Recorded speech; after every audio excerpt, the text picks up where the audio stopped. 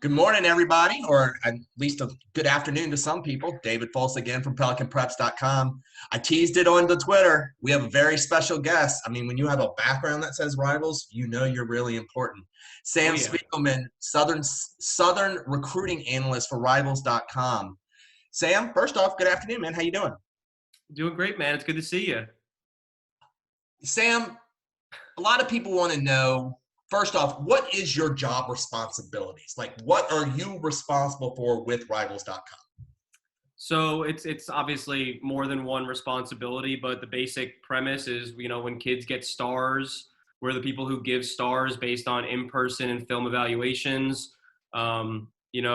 If you see these guys that are 5 stars, it doesn't mean that they only went to Rivals camp or I only saw them play a football game. It means we've seen them at camps, we've seen them at 7-on-7, football practices, football games, All-American games, so on and so forth. And that trickles all the way down to the 4, 3, 2 stars, and they're all based on different individual analysts' grading scales. What's important to me maybe different to our West Coast analyst or our Southeast recruiting analyst, but that's what I go by. I think I feel pretty confident in the way I go about business. But we're also in the business of writing stories the same way that you do about new offers and commitments and recruiting topics. Who's close to getting an offer, who has a couple offers, is close to making a decision, so on and so forth. Sam, you're responsible for Louisiana, Oklahoma, Arkansas, and Texas, correct? That's right. All right, that's like your conference, I guess. That's Uh, that's my little region, the South Central region. exactly. All right, I'm going to ask the question that everybody wants to know, and everybody's going to see this is going to say, how do you come up with the stars? How is, let's just use for an example, the top 3 rankings in Louisiana. How is Mason Smith a 5-star and how is Chris Hilton a 4-star? What's the difference between 5-star and a 2-star? What is your criteria that you look for when you say this kid's a 5-star or this kid's a 3-star, for example? I think a 5-star player is someone who is just absolutely dominant, game changer, not just like you notice them on Friday nights, but they dictate the outcome of that game. And someone like Mason Smith did not debut as a 5-star. Very rarely do kids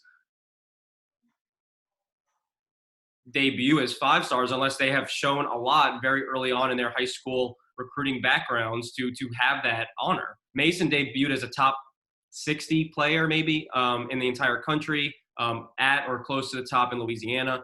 But I went to go see him. I've seen him countless times already. I saw him his first time at LSU camp with Ishmael Sopsher, Nathan Pickering, Charles Moore, who signed with Auburn. And he was, I thought, maybe the best defensive lineman of that whole group. Fast forward, he is a 5-star. What he's able to do in a game, I saw Terrebonne and Destrehan play last season. The way he shut down Destrehan's running attack with an Alabama signee, Kyle Edwards, that's just stopping the run. He also sets up success for his teammates, the other defensive linemen, the other guys in the front 7 to make tackles. Defensive tackle's job is not exactly the sexiest, but Mason also has the ability to get after quarterbacks. He has a full arsenal of pass rush moves. He's extremely nimble for 6'6", 300 pounds. He's kind of a freak talent. And after we saw that game, Destrehan Terrebonne, I knew that he was going to be a 5-star. You and I both know, being in Louisiana, South Louisiana, Destrehan's offenses do not get shut down. If one player is able to curve a game that much, we need to take a closer look. And that thought was in my mind. Rewatched his tape a couple of times, seen him live a couple of times. He became a 5-star. Now, Chris Hilton, I saw Chris Hilton play Brian Thomas's Walker team, regular season finale. Hey, first off, just so we can talk, Chris Hilton, who you're talking about, is the 4-star wide receiver out of Zachary. All right, sorry. Right. And Louisiana is absolutely loaded with receivers in 2021. Chris Hilton is at the top. Track star, football star. He was injured a little bit, which is always going to hurt someone's abilities to get a 5-star ranking following their junior season. If they have an injury background, that has to be taken into account. Now, Chris is not normally injured, so it's not being held against him. He's a combination of speed, vertical ability, fantastic playmaking ability with the ball in his hands, and the ability to go up and make exceptional catches. So my basis for a 4-star prospect, and this is not according to Rivals, but in my personal opinion, as I'm sorting through 5, 4, and 3 stars and 2-star guys, I think a 4-star prospect changes the game in some way or another. I think whether they make one play or they, caught 7 balls or they just caught one pass that, put his team in the red zone and the game-winning score, I think Chris Hilton brings that to the table tenfold. He has the ability to finish as a 5-star, depending on, obviously this spring and summer is going to hurt him, but he could have a 5-star senior campaign and get in that mix. But basically the combination of speed, athleticism, production, all is going to get you that 4-star ranking. 3 stars basically means that you're a Power 5 level prospect. That doesn't mean you have to go to a Power 5 school like LSU or Texas A&M or Georgia. But the 3 stars go to ULL, and 3 stars go to Tulane, and 3 stars, wind up playing at SMU. And it's very common. There's nothing wrong with being a 3-star. It's the basis for being a Power 5 level prospect. 2-star is me basically saying that you are probably not a Power 5 prospect. Again, same logic. A 2-star could go to Arkansas or Texas or Oklahoma. That's based on the coaches' evaluations, not rivals. And basically, when things like the NFL draft roll around, that's our basis for how right or wrong we were with the evaluation period. Exactly. Sam, what's the most difficult area of the football field player-wise for you to rank? Is it the skill position guys because it has to rely so much on somebody maybe throwing them the football? I think each position has its own, little intricacies. I think offensive line is probably one of the toughest. You could see a big mammoth-sized offensive tackle, and he might be throwing guys to the dirt every time he's able to, get him pad level and throw him down. But can he consistently get to, place his hands and push him to the dirt? Does he extend his arms? Is he nimble? There's a lot of different factors with offensive line, and I think it's easy to miss on offensive linemen, especially offensive tackles. To be a 5-star offensive tackle, I have one in All Saints Episcopal, Tommy Brockermeyer, #1 offensive tackle in the South Central region. That dude dominates every time I see him, whether it's in a game, a practice, or a camp setting. So to me, that gave me the confidence. I also put a 5-star grade in Savion Byrd from Duncanville to open up the Rivals 2021 rankings. That was based on film and practice and in-game where he played defensive tackle. And then he went to Future 50 in Orlando in January, and he struggled against elite pass rushers, kind of like, the guy that LSU just got out of Texarkana. He beat up Savion Byrd in one-on-ones. So he's back down to a 4-star prospect. Oklahoma and Texas and LSU haven't stopped recruiting him because of that. It just shows he's got a ways to go to get to that 5-star level, but he's certainly a Power 5 caliber offensive lineman. Easiest, flip it around. What's the easiest position for you to judge? Honestly, I think quarterback is pretty easy. I think running back is pretty easy. I think wide receiver can be easy. I've seen a lot of receivers. They come out of Louisiana year in and year out. I think cornerback is easier. I think linebacker is pretty straightforward, but it gets difficult when you start looking at corner, nickel, safety, free safety, nickel safety. Are you a strong safety? Are you this hybrid star linebacker that's kind of like an outside linebacker, or kind of a strong safety, kind of like a Grant Delpit or a Jamal Adams or a Marcel Brooks, just using the LSU guys because LSU recruits the heck out of him. But Aaron Brule from Rummel a couple of years ago when he signed with Mississippi State, we couldn't figure out what position he was, kind of just an athlete.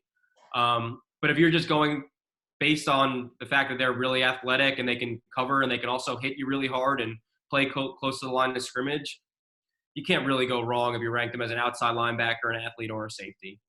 All right, you brought up cornerback, and I promised you we would rank the top. We talk about the top 3 guys. The number 3 in that list is Sage Ryan, the cornerback out of Lafayette Christian Academy. I talked to him. He's high on LSU. Lafayette Christian, all they do is basically win state championships. Kind of break him down a little bit. Yeah, LSU loves him, and Alabama loves him as well. It's going to be a really interesting recruitment for Sage. Obviously, he's got enormous LSU ties given who his coach is at LCA, and he's family with Kevin Falk, LSU's new running backs coach. But also, I can tell you this, the Alabama staff loves Sage Ryan. He was able to get to Tuscaloosa right before this COVID pandemic forced us all to stay indoors. The first time I saw Sage, he did not have a single offer. He was dominating Ascension Catholic in the Superdome. Remember when the select schools got to play state championships in the Superdome, Dave? I did. But I think he scored via pick six, caught a touchdown, maybe ran a touchdown, and then he returned a punt for a touchdown. So I think he scored 3 or 4 times in that game. Absolutely dominated. Sage is a little bit smaller. He's probably about 5'10", maybe 5'11", but he's a 4'4" kid. Can cover with the best of them. It doesn't matter if a receiver is 6'4". You look at a guy like Thomas Fedone, who's one of the best guys in the Midwest. He's a top 100 prospect on Rivals, and Sage Ryan was one of the few cornerbacks in San Antonio at the All-American Combine to shut down Fedone. He is that good at coverage skills. He's a ball hawk. He's got great athleticism. He'll test out of the waters at the NFL Combine in a couple of years. Just a natural ball player that happens to play cornerback. You talk about a high 4-star prospect that changes the game. Sage Ryan changes the game every time he steps on the field. He is that dynamic of a ball player. To be that advanced in coverage with instincts and all the technical aspects that go in with that kind of speaks volumes about the kind of player he is. I think unquestioned the number 1 corner in Louisiana. I don't think that'll even be a topic of discussion when we creep into the fall for their senior seasons, but he's a player. If he's not in the top 50, he's very close, and he's one of those 5-star caliber players. You just kind of want to see. He does it at LCA, and he did it at the San Antonio Combine, but you really kind of want to see him back in San Antonio in January against the guys like Chris Hilton and Brian Thomas and, Quay Davis out of Texas, these elite guys. Can he also shut them down? Because then we have to have a 5-star discussion with Sage.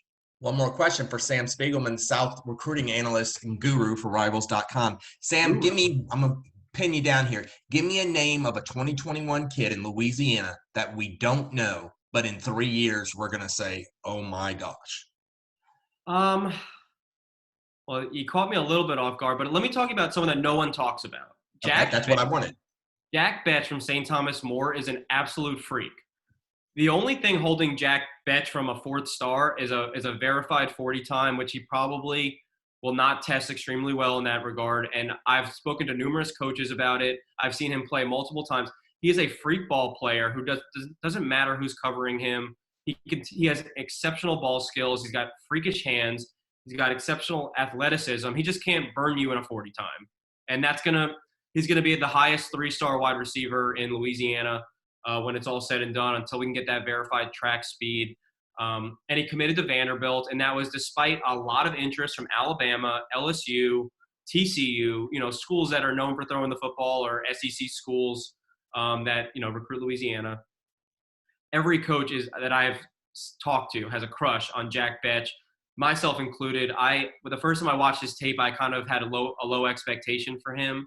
And my mind was completely blown, and it's continued to be blown every time I've seen him up close, most recently seeing him in January. He committed to Vanderbilt like literally within the first week of this quarantine thing. He was the only school he was able to visit, his first Power 5 offer. If they end up signing him, it's going to be an absolute steal, kind of the same way that no one talked about Donovan Kaufman from Rummel a year ago. Vanderbilt got an early commitment, and then they had to fend off Ole Miss and Florida State. So that's Mike Norvell and Lane Kiffin you got to hold off. And I can assure you that the folks at LSU were also trying to find a way to sneak Donovan Kaufman into their class. Just a fantastic ball player. Vanderbilt got an early commitment from. He's going to have a longer list of offers by the time we catch up next time in October, November. It may be too late for Vanderbilt at that point. They may already have locked in that commitment or close to getting a signature. But we don't talk about how good Jack Betch is with this talented Louisiana wide receiver corps, because we got guys like Chris Hilton and Brian Thomas and Destin Payson from Edna Carr. You got Tyrese Johnson from Booker, too, who's very good. Very excited to see him in a camp setting. He had an injury from basketball this spring.